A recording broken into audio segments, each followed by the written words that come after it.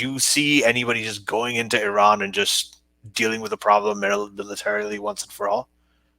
No, I don't see that. I mean, no, Yeah, I don't see I don't that. see it Unless either. I don't know, I don't see it either. unless Trump's last few days he goes insane and he just like I don't know what's Well, I mean, gonna not happen. Trump. I'm saying even No, in the future, because I think that one of the reasons that they wanted to test them was to see how much they would have to do to get Iran to respond, no, I right? don't see See that. what I their don't see. threshold would be. And it seems like that threshold's pretty high. It seems like Iran is so screwed over by these sanctions or whatever Mm. it's going through that it is willing to take a lot.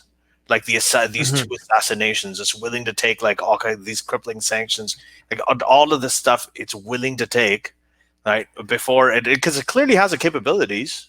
This is not using them because so something's working. That became very clear, Ali, when in response to the killing of Qasem Soleimani, when Iran wanted to retaliate, they actually secretly contacted the Americans to pull their soldiers out before they attacked the U.S. Yeah, base, right? So basically, Iran wanted to make sure that there were no American casualties because they were afraid of the reaction, okay? But that was even before Trump losing the election, right? yeah. Now they're even at trying to be careful and be at their best behavior, right? This is why you haven't even seen any response to Fakhri. Okay, this is how pathetic Iran is right now. Yeah, Okay, that's exactly what I'm so saying. when Qasem Soleimani, when they're, I would say the second most influential person in Iran, which is Qasem Soleimani, when it comes to foreign policy, right? If Khamenei is number one, Qasem Soleimani was number two. Okay, you take out that guy, and your response is not to kill even a single American, to actually warn them so that they don't die. That's the pathetic response, okay? You look so pathetically weak, right, in the eyes of your own. This is why now they're executing journalists, because the Iranians are looking at this like, you guys are so weak. Maybe we should maybe we should topple the government. This is why you see executions now of Ruhul Azam, because Iran is trying to remind its people that we still have teeth. By the way, like know your goddamn place. We might not be able to take it Americans, but we can do whatever we want to you, right? Just like sit back, right? But now this is why Mossad, when they took out Fakhrizadeh, it was the perfect timing. Like this is like there's this if this assassination doesn't turn into a movie, I'm gonna be mad, okay? Because the way it was, I'm not gonna go over the ways that it was carried out, but it's like 007 sort of stuff, right? It was so perfect, and even though the guy was like this like right next to his wife, and not a single other person other than the nuclear scientists were killed. Not a single, there were no casualties. It was a perfect assassination. It was carried out the way the explosion at the beginning, the misdirection, the AI, satellite, everything that was involved, the face recognition of the target before him being taken out. It was beautiful. And the timing of it was perfect as well. The timing of it was perfect, because this is exactly when Iran, like, was when Trump administration lost, right? Now Israel knows that Iran is trying to make a new deal with Biden. So any form of retaliation by Iran is going to make this deal very, very difficult for Biden. So they were like, "This is when we take Fakhrizadeh out, because if either Iran retaliates, which is going to make the deal much more difficult, which is a win for Israel, or they don't retaliate, which is, look, we took out your top nuclear scientist and you didn't even respond. How pathetically weak do you look?" So it's a win-win. It was a perfect timing and it was a perfect execution. So that's about that. Just one little thing. There's when we're talking about signals, like Right. demonstrating capabilities and demonstrating technologies, the way they assassinated this guy is also a signal. It's like we've got satellite guided, AI face recognition of the target. We've got a human-less assassination, using a machine gun that is also precision guided. I mean, they can do that stuff. They can do that stuff. That's also another thing, like, because I mean, this happened recently, right? And this happened after Iran did the whole precision guided missile thing, the Abqaiq attacks.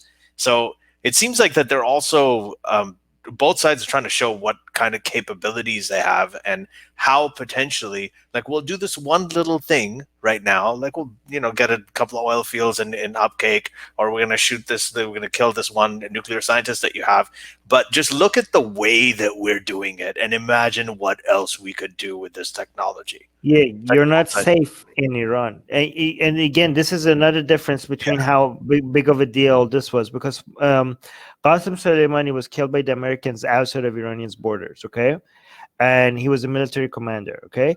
But this guy was a scientist, arguably a civilian. I wouldn't say so. He's part of IRGC, so he's not a civilian. He's part of the Cold War right now. He's the guy that's responsible for putting nukes on the goddamn missiles, right? So I actually have to get back to that, right? Inside Iran's border. So the secret, like a lot of these people are ideological, but a lot of them aren't. A lot of them knowing that, like, even if you're in Iran and you're a scientist or whatever talent you are, right, and you're working with the Islamic Republic, you know that you could be taken out. And I know a lot of people outside of Iran has this idea that all of them are ideological and they're willing to give their life for Allah and religion and Khamenei. No, they're not. They want power, they want money, they want they want security, right? So the idea of like more of them, if they're high up there, knowing that I like they're Mossad running in this country, and there's no the government cannot provide security for me. Like they're gonna think twice before how much influential they want to be in this, So this is a message for anyone else in Iran that wants to provide the know-how. Like this is going to change a lot of people's career choices, right? In Iran. Change a lot of people's loyalty. It's going to change a lot of people's loyalty to the clerical establishment as well. It's like, what if we find out? I mean, we're watching. There are drones watching us. There's AI watching us. There's these machines that we can't even detect that are recognizing our faces on the street in our own country. And if they can do it to the top nuclear scientists, what if I am loyal? What if they find out that I am doing this for the government? What if they find out I'm doing that for the government?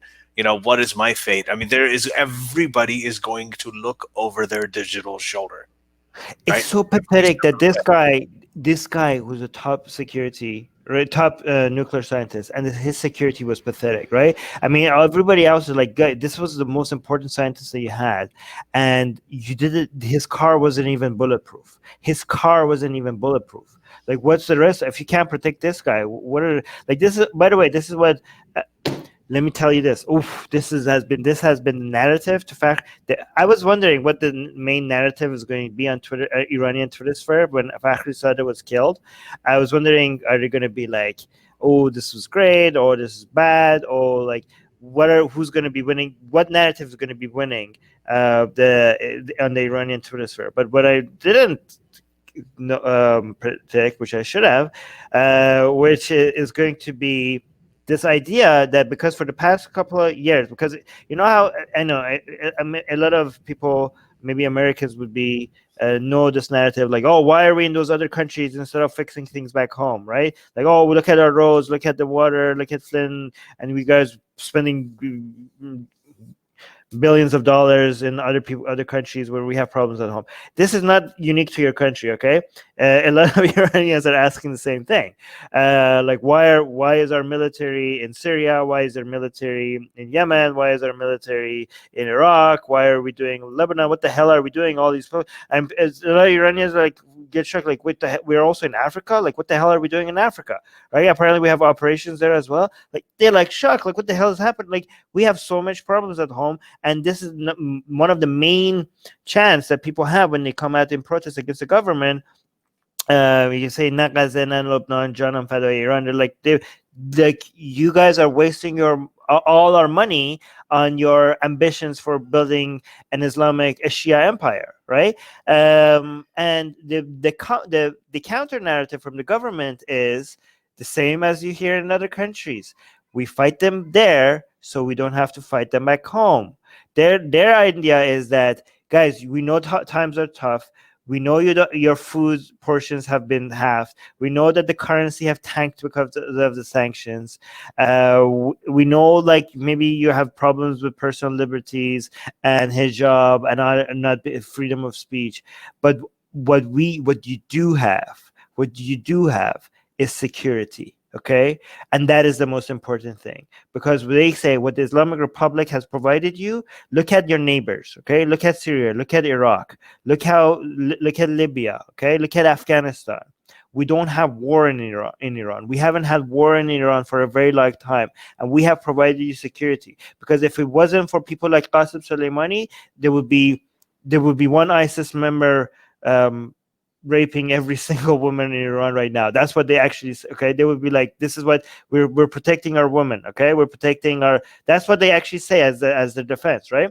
So that's what so they're like, if you're unhappy with food, economy, and healthcare and all of that, just know that you're getting security for all the suffering. Maybe one day we also solve all those things, but at least now you have security, and that's the most important thing. And now the counter narrative to when Fakhrizadeh was killed, a lot of Iranians came on Twitter and say like, you guys can't even protect your most valued assets. How are you going to protect the rest of us? Like, people just walk in.